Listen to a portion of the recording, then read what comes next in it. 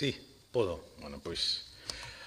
comezo como sempre, saudando a todos e agradecendo pois a vosa asistencia a esta habitual rolda de prensa que nesta semana mudamos de día por cuestións de axenda e que me gustaría comenzar enviando un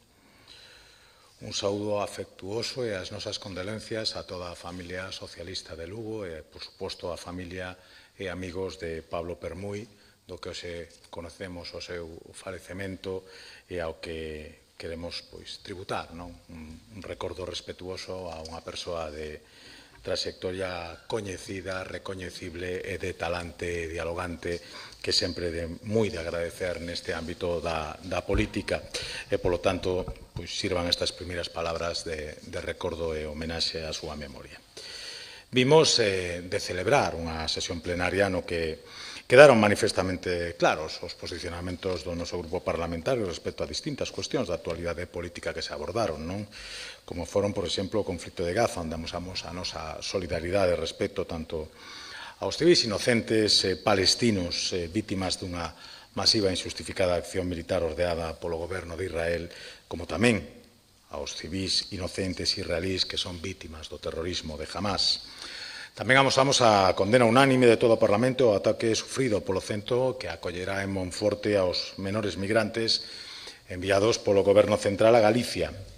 acompañada, por certo, esa condena dunha solicitude ao Goberno do señor Sánchez para que abandone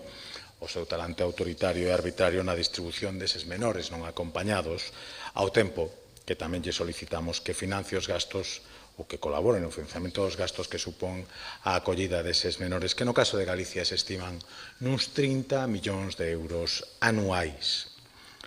Tamén se abordou no pleno a vaga de incendios forestais que vivimos en Galicia este verán e as medidas adoptadas tanto para a extinción dos lumes como para axudar aos afectados a recuperar a súa normalidade no menor prazo de tempo posible. E tamén outras cuestións, tal vez menos polémicas, como a toma en consideración da proposición de lei de modificación da Lei do Deporte ou a comparecencia do Conselleiro de Educación para informar sobre os pormenores do recente inicio do curso escolar. Pero ao marxe de toda a información que surdiu deste pleno do Parlamento de Galicia e do o seu atractivo informativo, sin dúbida, viuse alterado por dúas recentes novas decisións adoptadas polo goberno do señor Sánchez que atacan directamente o futuro do noso sector industrial e tamén a atención que reciben os nosos dependentes. Cando aínda estamos asumindo o desinterese amosado polo goberno central para rescatar e facer gratuita a P9, aproveitando o ditame da Unión Europea sobre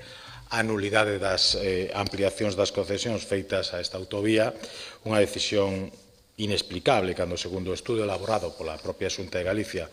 o custe do rescate da autoestrada é semellante ao custe das peaxes que debe abonar na sombra pendentes ata o remate da concesión, co agravante de que cada día que pasa o lucro da concesionaria se incrementa na mesma medida que se incrementa o prexuízo para os galegos e os usuarios desta autovía. Non é momento, ao noso entender, de liortas nin de buscar culpables sobre prórrogas concedidas á concesionaria o motivo desas prórrogas, porque os galegos creo que o que queren e creo que no que coinciden en que se cumpran as promesas que se lle fixeron, neste caso por boca de destacados dirixentes socialistas, e gozar por fin dunha autoestrada libre de peaxe. E ao mesmo tempo que o Congreso deixe de boicotear a tramitación da proposición de lei aprobada por unanimidade neste Parlamento e que se traspase, polo tanto, a xestión da P9 á comunidade galega. Pero, por desgracia, desde o goberno do señor Sánchez se está a retrasar todo o posible, tanto a decisión sobre a liberación dos peaxes como a da transferencia a Galicia da autoestrada. E, ademais, síguense a facer público o expediente aberto pola Comisión Europea en relación á xestión da P9, de xeito que poidamos coñecer cales foron as alegacións que o goberno do señor Sánchez presentou a este expediente e as respostas que recibiu a esas alegacións. Estamos a falar dun expediente que se iniciou hai máis de 6 anos e do que non sabemos absolutamente nada, a pesar de que Galicia é parte afectada e temos, ao noso entender, todo o dereito a coñecer todo o relacionado con este expediente. E por ese motivo pedimos que o Goberno de España traslade á Xunta toda a información sobre este expediente aberto pola Comisión Europea, de xeito que o Goberno galego poida adoptar as medidas oportunas e poida comprobar ao mesmo tempo se as medidas adoptadas polo Goberno de España foron as correctas e foron en beneficio de todos os galegos. Pero esa semana pasada o Goberno de Pedro Sánchez protagonizou esta fuxida adiante pois para non afrontar unha decisión definitiva sobre o rescate ás peaxes da P9, este mesmo martes demostrou que cando se trata de poñer paus na roda ao futuro industrial e á prestación de servicios aos galegos non ten problema algún en actuar sen o máis mínimo miramento. Estoume a referir a dúas decisións que, como decía anteriormente, acompañaron a celebración da sesión plenaria celebrada esta semana. A primeira delas é a nova planificación eléctrica prevista ata 2030 que atende razonablemente as necesidades plantexadas polo Goberno galego para as provincias de Coruña, Pontevedra e Ourense, pero que deixa fora desta planificación e sen posibilidade algunha de albergar novos proxectos industriais no futuro a toda a provincia de Lugo. A toda a provincia. É intolerable que a decisión política e sectaria de vetar a posta en marcha do proxecto de Altri en Palas de Rei conleve que toda unha provincia como é a de Lugo se quede fora do mapa industrial galego, condenándoa a que nos próximos anos non se poida instalar ningunha industria de mediano ou gran tamaño en territorio lucense por falta dun suministro eléctrico axeitado. Dende o Grupo Popular non imos permanecer parados ante esta situación e dende o Parlamento galego imos solicitar que Lugo non quede ao marxe da nova planificación eléctrica estatal. Unha decisión que só se entende dende a imposición dun castigo político a esta provincia. Precisamente a provincia a que representa o secretario xeral dos socialistas galegos, que sorprendentemente anunciou a bombo e prato esta decisión do Goberno central como unha gran victoria para botar abaixo o proxecto Altri, aínda que sexa a costa de enterrar o futuro industrial da súa propia provincia. Unha mostra máis da súa sumisión ao Goberno de Pedro Sánchez e aos listados políticos que lle ordean desde Moncloa. Lugo non merece que os seus representantes poñan os seus intereses políticos por enriba do interés xeral dos lucenses. E o señor Besteiro demostrou o pouco que lle importan os lucenses e o moito que lle debe ao señor Sánchez para continuar na política galega, non sei se como premio ou como castigo. Pero se a decisión do Goberno central de deixar a Lugo fora da planificación eléctrica para os anos 25 a 30 é preocupante, non o é menos o anuncio de que presentará recurso de inconstitucionalidade polos artigos da Lei de Acompañamento que aprobamos o pasado ano e que recollen medidas no ámbito da dependencia e do sector eólico. É incomprensible que unha medida no ámbito da dependencia que foi copiada polo propio Goberno central, aínda que con menos beneficios que os que recolle a norma galega, ese mismo Goberno, o do señor Sánchez, vai agora a presentar un recurso de inconstitucionalidade contra a mesma. Estamos a falar do proceso de homologacións automáticas dos expedientes de dependencia e discapacidade, unha medida que nos 8 primeiros meses en vigor permitiu que se recoñecese o grau de discapacidade sen ter que facer papeleo a máis de 9.300 persoas dependentes. En 8 meses, 9.300 persoas dependentes veron recoñecido o seu grau de discapacidade sen necesidade de papeleo. Este procedemento aberto este ano non pode paralizarse por unha decisión absolutamente arbitraria do Goberno do señor Sánchez, que parece máis preocupado pola perda de recaudación que supón a implantación destas homologacións automáticas que por axilizar a atención ás persoas dependentes. E de xeito paralelo, o Goberno central tamén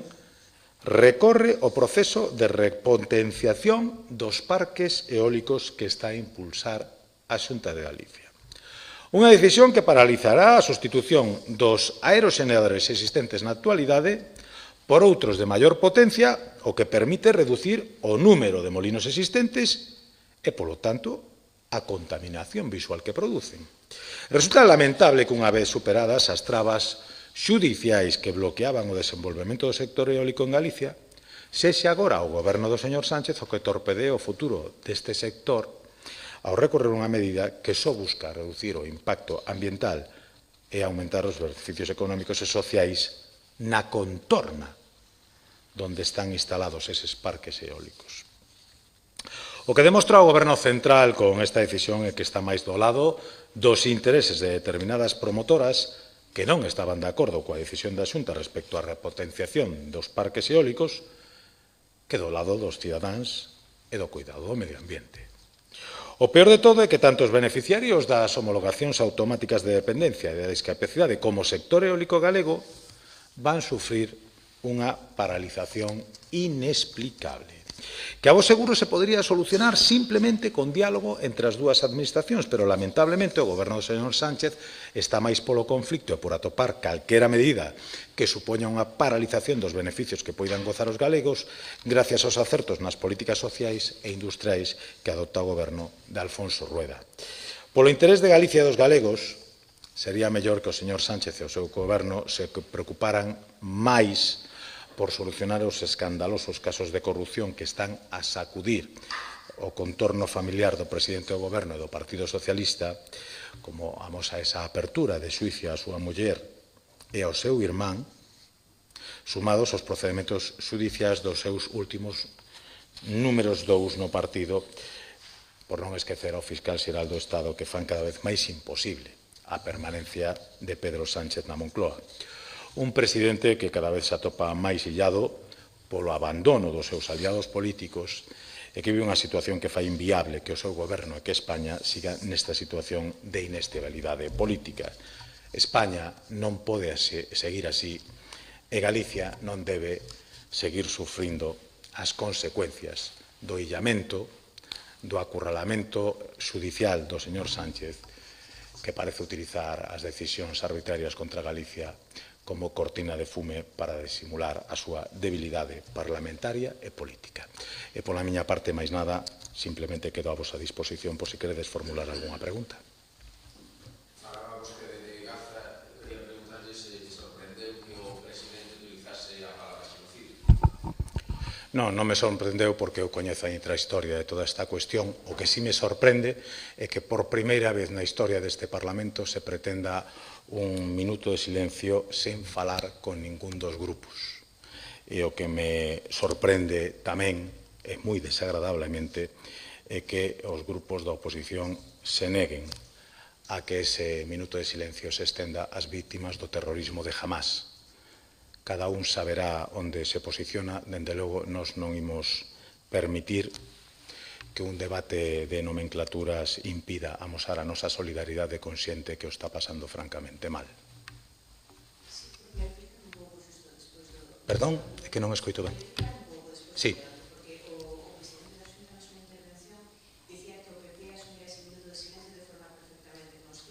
Sí.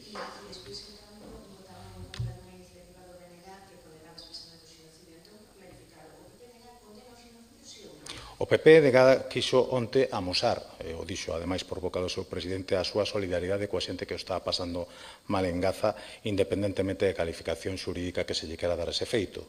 E, polo tanto, a solidaridade, que creo que é a solidaridade de todo o pobo galego, quedaba expresar así, sen máis condicionantes, para que non houbera ningunha dúbida.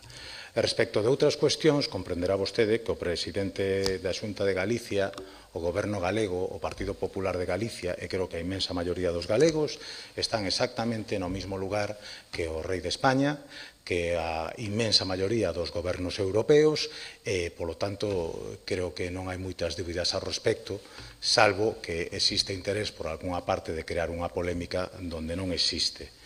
A mí me parece que é moi triste, que se intente utilizar o que é unha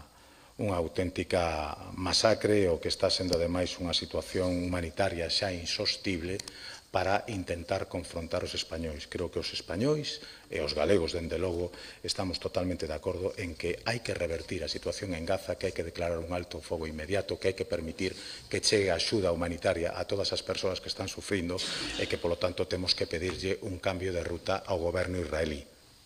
E ata aí creo que chega ao acordo. O resto non son máis que polémicas interesadas. Dixo en Monforte, acaba de dicir que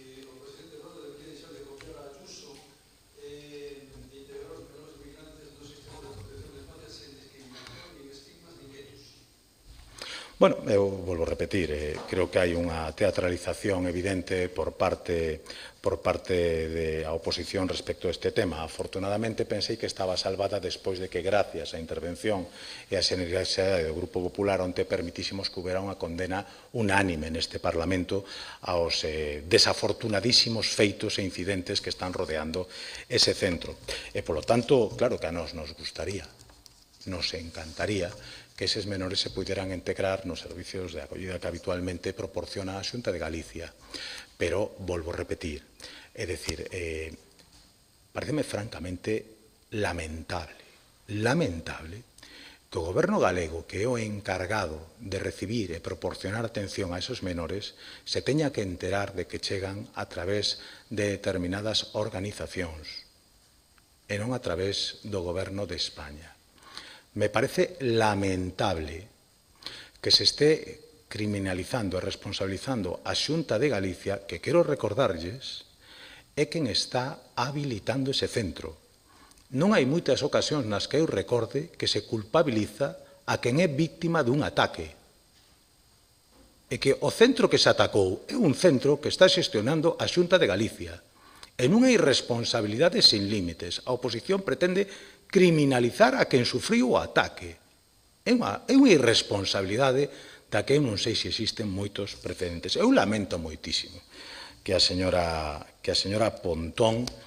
este, en fin, utilizando unha vez máis unha cuestión puramente humanitaria como elemento de confrontación. A nosa postura é moi sinxela.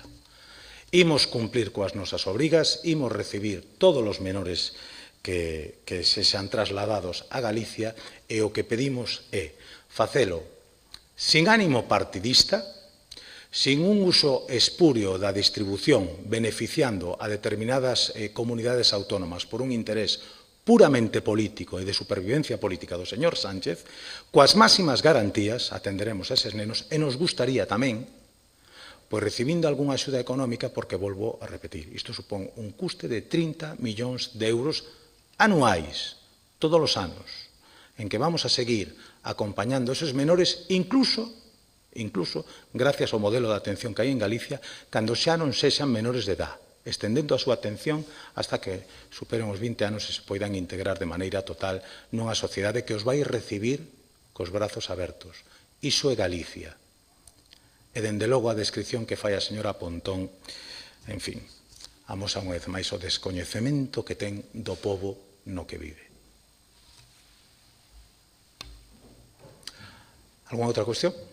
Non? Pois moitísimas gracias e nos vemos nas seguintes citas.